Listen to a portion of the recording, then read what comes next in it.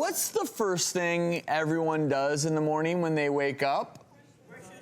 Turn off the alarm. Brush your teeth, turn off the alarm. You may have to go to the bathroom. May have to go to the bathroom, so you're not alone if you answer with that. But when a boy in Texas woke up and went to take care of his business, he lifted the seat up. What did he find? A rattlesnake. You see this right here.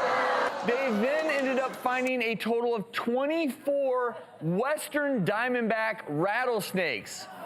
13 in the cellar, 5 adults and 5 babies underneath the house, and the one in the toilet apparently entered through a relief pipe.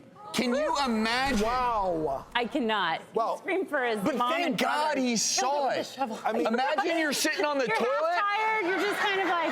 that's going to be a hard one to flush. I guess this is a reason why, you know how sometimes in the middle of the I at night. first thought it was a major BM, but that's like when you've been to Chipotle 10 times in a week. Stop. But yeah, in the middle of the night, you're not turning on the lights. No. You're not checking. You're not looking. Oh. Just like half asleep, sitting down. Got to get back to bed. Well, and anyone who knows me knows that I have a fear of snakes. And I can tell you right now that there will never be a scene of me sitting on the toilet ever again without turning all the lights on, inspecting.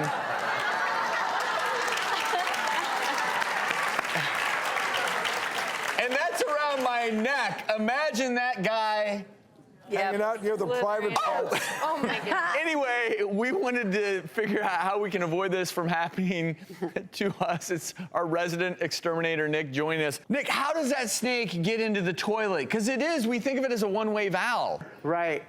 So what happened is it went through a relief pipe and came up through the toilet. It's looking for shelter. It's looking for somewhere to cool down, to nest. And so it came up through the toilet. In that situation, you got to close those pipes. You got to make sure that there's no access for them. But that was part of the problem during our drought too, that a lot of these animals were looking for water. Yeah, they're looking for water. They're kind of displaced because their environment is so dry. And with snakes, they have to they can't regulate their temperature on their own, which is why they were found underneath the house, because that's the coolest spot in your house is underneath. So they come in through that relief pipe all the way from the outside. Oh yeah. And the thing about it is rattlesnakes aren't like boas or something like that that's subaquatic. So it got in there and got nervous when it got into that water and it was trying to find a way out. So theoretically, if you were on the toilet and it's trying to find a way out, it's panicked. It's in biting mode. And western diamondback rattlesnakes, you do not want them to bite you in the No, you don't. No, you don't. You don't want them to bite you anywhere. Right. You trap them, don't you? Yes. Well, actually, snakes, you can actually catch them by hand. I mean, you have to be. You can. You have to be. Our exterminator, we say, oh, we think we have rattlesnakes. He goes, really? Great. Yeah, exactly. He catches them, I think. So you look forward to this? You make it into soup. You are a sick man. I actually do. I actually do. I'm like the black crocodile hunter.